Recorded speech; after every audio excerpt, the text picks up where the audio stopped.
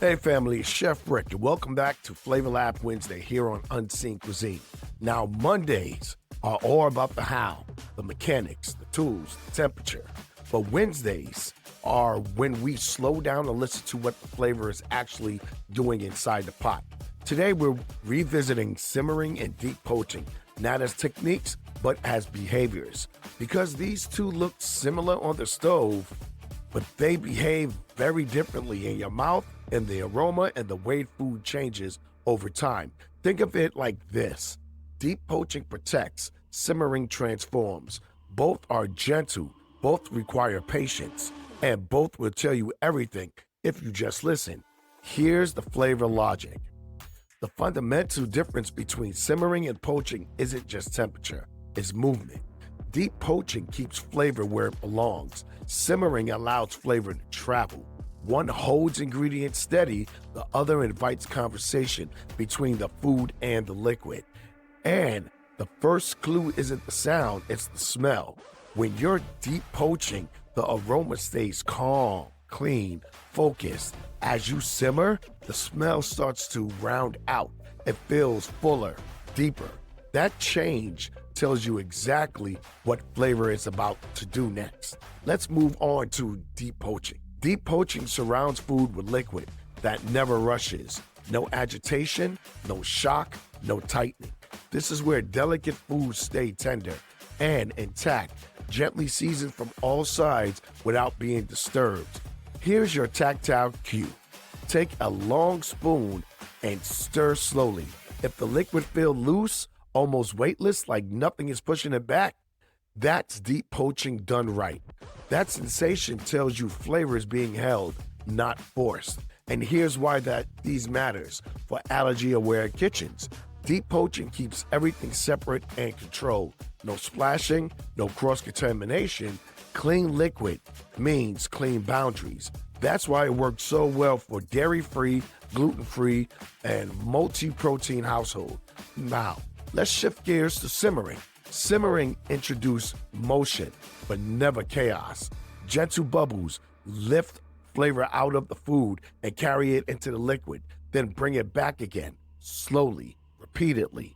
This is where tougher ingredients soften, where collagen relaxes, where depth is built over time.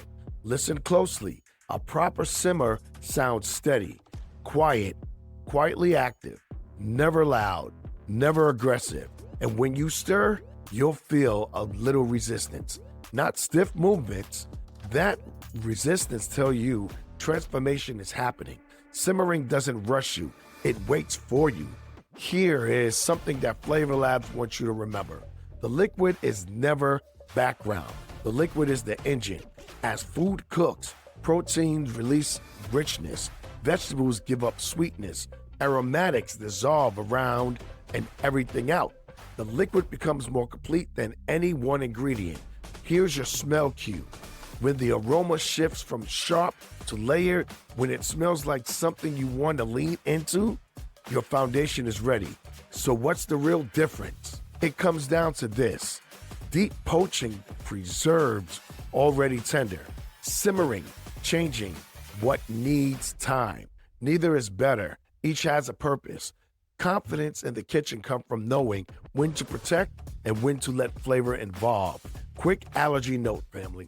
Even gentle techniques needs awareness. Liquid and steam carry memory. So that means use separate pots when needed. Clean your tools between proteins. Label your containers by touch and in shared kitchens.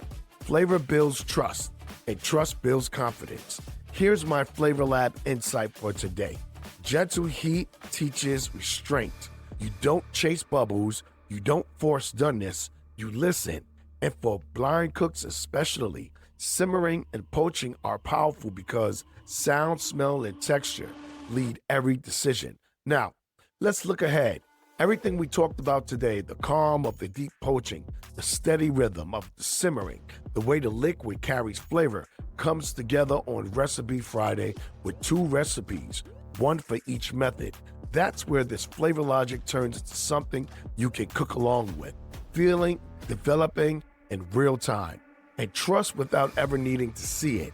So, Here's your takeaway. Simmering and tea poaching speak in two gentle voices. One protects tenderness, the other one builds depth, but both rely on listening. So stay with me, family, and join me on Friday where gentle heat becomes bold comfort. And remember, cooking without limits is where food heals and flavor inspires.